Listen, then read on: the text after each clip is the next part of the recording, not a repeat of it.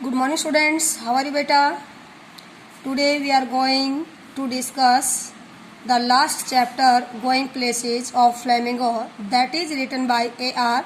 Barton, who is a modern writer. First I would like to clear the meaning of the chapter name Going Places. Going Places means go to different places, journey to different places. Going places का meaning आपकी नज़र में लग रहा होगा भी different place पे journey करना, डिफरेंट प्लेसेस पर जाना, तो आपकी नज़र में ऐसा होगा, बट ऐसा नहीं है. जो गोइंग प्लेसेस जो चैप्टर है, जो इस चैप्टर का जो ये दो वर्ड्स है मीनिंग है, वो माइंड की जर्नी को रिप्रेजेंट करता है. ये हमारे जो ड्रीम है, जो हमारी ड्रीम जर्नी है, उसको रिप्रेजेंट करता है. ठीक है, तो now next I would like to clear the theme of a chapter, so listen carefully beta. This chapter Going Places is a dream journey with which every youngsters undertakes. यानी कि जो चैप्टर गोइंग प्लेसेस है वो हमारी dream journey को represent करता है और जो हर यंगस्टर अंडरटेक्स करता है. इट मीन्स हर यंगस्टर सपना देखता है या सपनों की जर्नी में घूमता है. It is very natural for youngsters to indulge in imaging and hero worship. इनकी ये हर यंगस्टर के लिए एक बड़ी नेचुरल बात होती है कि वो हर इमेजिंग और वर्ल्ड के अंदर इंडल्ज हो जाता है, इन्वॉल्व हो जाता है और वो हीरो वर्शिप बन जाता है. हीरो वर्शिप का मीनिंग होता है कि जैसे हमारा कभी कोई एक्ट्रेस हीरो होता है,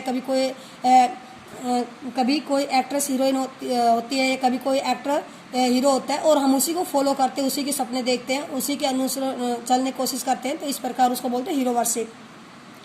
and each youngster follow successful people when they choose their career. और इस प्रकार जब जो बच्चे होते हैं, यंगस्टर होते हैं, वो अपने कैरियर को चूज करते टाइम वो सक्सेसफुल पीपल या अपने हीरो को फॉलो करते हैं, उनको ही चूज करते हैं. And it is well said that if dreams were horse's beggars would ride. इस ये एक कहावत है बेटा, फ्रेज है कि जैसे अगर ड्रीम हॉर्सेज होते, घोड़े होते, तो बैगर्स उन पे क्या कर रहे होते, राइड कर रहे होते. इट मीन्स जो ये कहावत है उन लोगों को बता रही है, उन यंगस्टर को बता रही है जिनकी जो सपने, जो सिर्फ सपनों की दुनिया में रहते हैं लेकिन उनके सपने कभी सक्सेस नहीं होते हैं. The story is also based on this theme. Dreams are natural and important part of our life. इनकी जो ड्रीम्स होते हैं, सपने होते हैं, वो हमारे लाइफ के इम्पोर्टेंट पार्ट्स होते हैं, नेचुरल पार्ट्स होते हैं. And without dream life would loss it's meaning. It means बिना ड्रीम के हमारी जो लाइफ है उसका कोई मीनिंग नहीं होता है. And youngsters take easily to hero worship and start dreaming following the footsteps of their heroes. And they forget the reality of the world. They try to turn their dreams into reality. इसका meaning ये है कि जो youngsters होते हैं वो अपने heroes के फुटस्टेप्स को फॉलो करते हैं और वो अपने रियलिटी को भूल जाते हैं. जिस फैमिली से बिलोंग करते हैं, जिस फैमिली जैसे उनका बैकग्राउंड होता है, वो हर रियलिटी को भूलते हुए वो सिर्फ सपनों की दुनिया में रहने लग जाते हैं और वो सपनों को ही अपनी रियलिटी मान लेते हैं. यस बेटा, now I would like to clear the summary of the chapter, so listen carefully. This short diagram will summarize the whole chapter. First, I am clearing the main characters, Sophie and Jansi, who are friends. Sophie और जो Jansi जो friends है, most important characters में Sophie है. जो Sophie है वो एक इमेजिनरी गर्ल है जो हमेशा सपना देखती है. जो जानसी है वो एक रियलिस्टिक गर्ल है जो हमेशा रियलिटी के आधार पे अपना काम करती है. देन उसके फादर और मदर हैं सोफ़ी के, जो हमेशा सोफ़ी को मोटिवेट करते हैं कि वो सपनों की दुनिया में ना रहे. देन उसका भाई है डेरेक जो छोटा है और जो जियोप है उसका बड़ा भाई है. और उसके बाद है डैनी केजी. डैनी केजी भी इम्पोर्टेंट कैरेक्टर है यहाँ पर. डैनी केजी एक आयरिश फुटबॉल प्लेयर है और सोफ़ी है वो हमेशा उससे मिलने का सपना देखती रहती है और जो चैप्टर है उससे मिलने के सपने के साथ ही क्या हो जाता है, एंड हो जाता है. These are the characters. Now listen the summary of the chapter बेटा.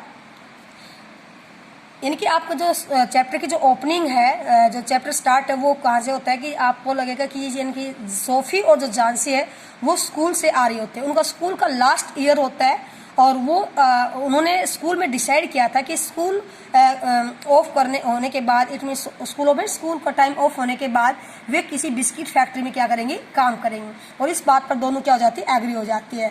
बट जब दोनों स्कूल से आ रही होती है तो रास्ते के अंदर सोफी है वो सपना देखना स्टार्ट कर देती है, अपने ड्रीम्स में इन्वॉल्व हो जाती है और वो फर्स्ट बोलती है कि वो एक मैनेजर बनेगी। फिर जानसी है वो उसको हमेशा पुल बैक करती है, उसके सपने से बाहर निकालने की कोशिश करती है कि तुम एक पुअर फैमिली से बिलोंग करती हो, तुम मतलब मैनेजर नहीं बन सकते, उसमें बहुत सारे पैसे लगते हैं। बट वो इस बात को नहीं मानती है। देन वो बोलती है कि वो एक बुटीक ओपन करेगी जो संसार की सबसे सुंदर बुटीक होगी उसकी। फिर वो बोलती है कि वो एक एक्ट्रेस बनेगी, फिर वो फैशन डिजाइनर बनेगी, उससे बहुत सारे पैसे कमाएगी। तो इस प्रकार सपने देखते देखते दोनों कहाँ पहुंच जाती है, सोफी के घर के पास पहुंच जाती है। और जैसे ही सोफी अपने घर में एंट्री कर रही होती है, यहाँ पर दूसरा सीन स्टार्ट हो गया। ये फर्स्ट सीन था, दूसरा सीन के अंदर सोफी का घर का सीन आ गया। तो एंटर कर रही है तो दरवाजे पर सोफी ये बोलकर एंटर करती है कि वो बहुत सारे पैसे कमाएगी। और उसकी इस बात को उसका फादर सुन लेता है।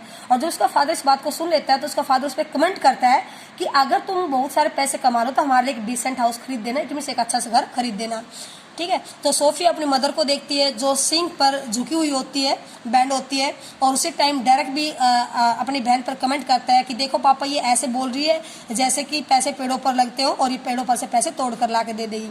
उसके बाद वो अपना रूम का कुछ डिस्क्रिप्शन बताती है कि उसके रूम के अंदर जैसे उटेंसिल्स है वो एक कॉर्नर के अंदर पड़े होते हैं, कुछ अनवॉश क्लॉथ है वो भी वहीं पर होते हैं। तो छोटा सा रूम होता है, तो उसके बारे में डिस्क्राइब किया गया, तो चैप्टर में क्लियर करूँ बेटा।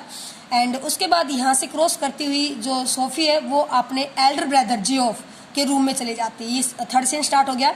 तो यहाँ पर वो अपने एल्डर ब्रदर से बात करती है, जो जियोफ है एल्डर ब्रदर। तो जियोफ है एक बहुत कम बोलने वाला मतलब लड़का है, लेस टॉकटेटिव लड़का है। तो इस प्रकार सबसे पहले वो जियोफ से कहती कि तुम अपने ड्रीम के बारे में, तुम अपने खुद की दुनिया के बारे में कभी मुझसे नहीं बताते, तुम कभी अपनी दुनिया में मुझे घुमाने लेकर चलो। इस प्रकार सोफी अपने भाई पर पूरा अधिकार समझती है कि वो सारी बातें उससे शेयर करे, और वो भी मतलब अपनी सारी बातें अपने भाई से शेयर करती थी और उसको अपना पूरा अधिकार समझती थी। और फिर बाद में वो इमेजिन करती है कि किस प्रकार वो अपने भाई के पीछे मतलब घुड़सवारी कर रही होती है, किस प्रकार उसके भाई ने सुंदर से ड्रेस डाल रखी होती है, उसने भी येलो ड्रेस डाल रखी होती है और पूरा संसार कैसे उनका वेलकम कर रहा होता है। तो इस प्रकार सपने देखती है उसके भाई की दुनिया में जाने का।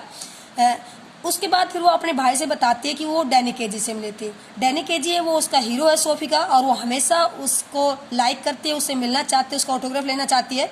लेकिन वो एक्चुअल में रिलेटिव में कभी उससे मिली नहीं थी, बट वो अपने भाई से बताती है कि वो उससे मिली थी। तो स्टार्टिंग में तो उसका जो भाई जियोफ है वो उसकी बात विश्वास नहीं करता है, क्योंकि उनको पता होता है कि वो हमेशा सपने देखती है और झूठ बोलती है।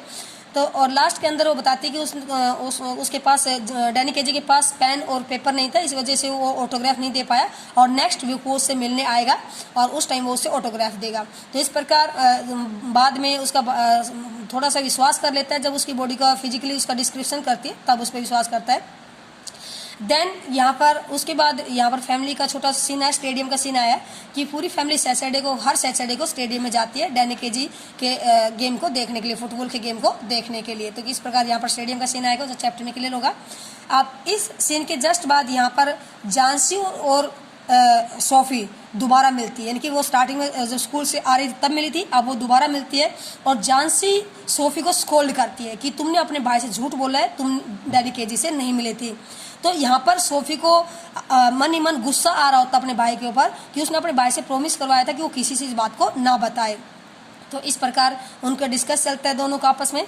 फिर जस्ट उसके बाद यहाँ पर जो सोफी है वो उस बात को याद करती कि उसने उसको भाई को कहा था कि डैनी केजी उससे मिलने आएगा। तो यहाँ पर सोफी दोबारा सपने देखती है और सपने में उसको लग रहा है कि जैसे वो किसी नदी के किनारे जा रही है और नदी के किनारे एक बेंच पे बैठी होती है और वहाँ पर डैनी केजी उससे मिलने आएगा, लेकिन वहाँ पर वो डैनी केजी नहीं आता है। जब वो नहीं आता है तो सोफी काफ़ी सैड हो जाती है और उसको लगता है कि वो अपने भाई को कैसे विश्वास दिलाएगी और कौन उसकी बातों पर विश्वास करेगा। तो इस प्रकार सैड हो जाते हैं, लेकिन लास्ट में वो उसको रियलाइज़ हो जाता है कि डैनी केजी नहीं आता है और वहाँ से उठकर चल पड़ती है। उठकर चलती तो रास्ते में वो फिर दोबारा डैनी केजी से किसी आर्केड यानी कि शॉप में मिलने का सपना देखती है और इस प्रकार जो चैप्टर का एंड हो जाता है यहाँ पर सपना देखते हैं। यस बेटा, I stop this video, it's your first video and I will read the chapter in next video. Thank you.